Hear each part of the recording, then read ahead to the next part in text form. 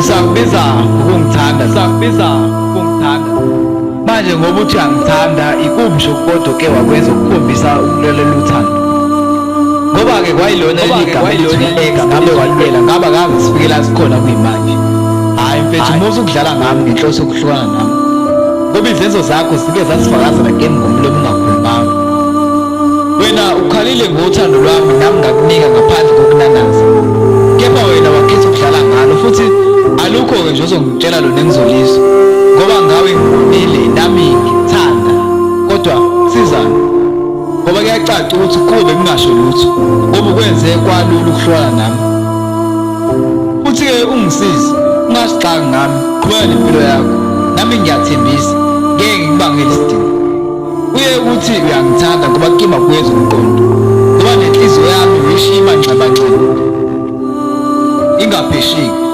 Mina impela ngizwile futhi ngibonile ila manxeba othando, ilo buhlungu obungishiye ngibamba ongezansi ngimangele.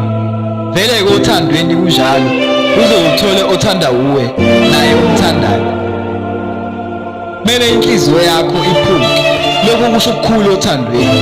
Kodwa-ke akukuniki igunya lokuthi ulahlele kanjalo ithawula, akuyisani ndawo. Ngakho vuka uyithathe, uzomthola nawe okuthandayo ngethemba.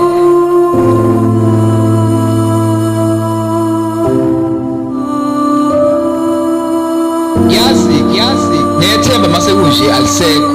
Yebo kuningi ngawe ngathi besikuhlelile ngothando lwethu, namaphupho besinawo ngothando lwethu.